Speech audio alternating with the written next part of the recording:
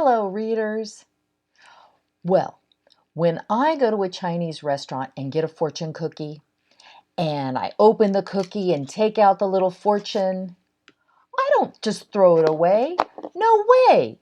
I put the fortune in my pocket and I keep it there for another time when maybe I need to be perked up or I need a little life lesson, and it's sort of a way of getting a little life tip, and you have it there with you. Then on another day, something might happen that'll make me think back on the fortune.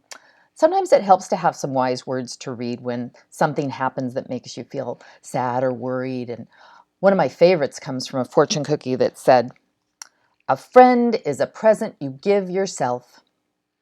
And that reminds me that I can count on my friends to help me feel better if I feel sad or worried. So the wise words are there.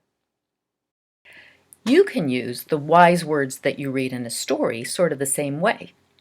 Today I want to teach you that you don't just think about life lessons at the end of the story. You also think about them when you start reading a new book.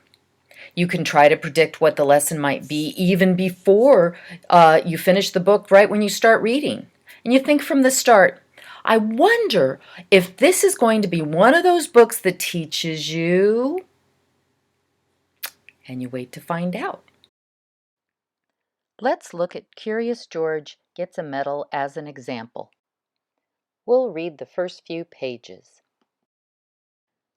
This is George. He lived with his friend, the man with the yellow hat.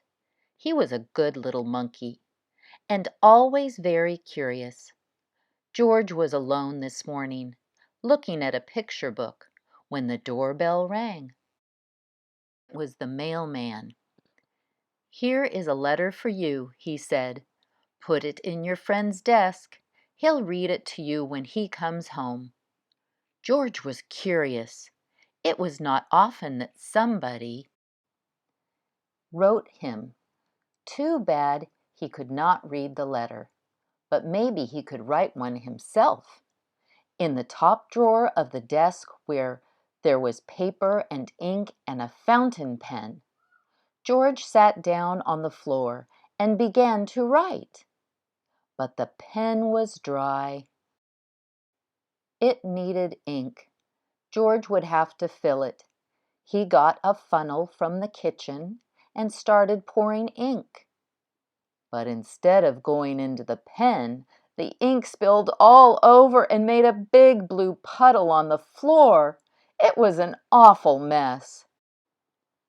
Uh-oh, I think this is where the trouble starts.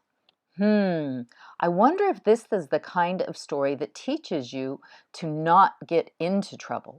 It's the kind of story where the character tries to make things better, but the more stuff he does, the worse it gets. Quickly, George got the blotter from the desk. But that was no help. The puddle grew bigger all the time. George had to think of something else. Why, soap and water, that's what you clean up with. From the kitchen shelf, he got a big box of soap powder and poured all the powder over the ink. Then he pulled the garden hose through the window, opened the tap, and sprayed water on the powder. Bubbles began to form, and then some lather. Uh-oh, this is looking worse and worse. And more lather, and more lather, and more lather. Yep, this is definitely one of those stories that teaches you not to make a bigger mess than you already have.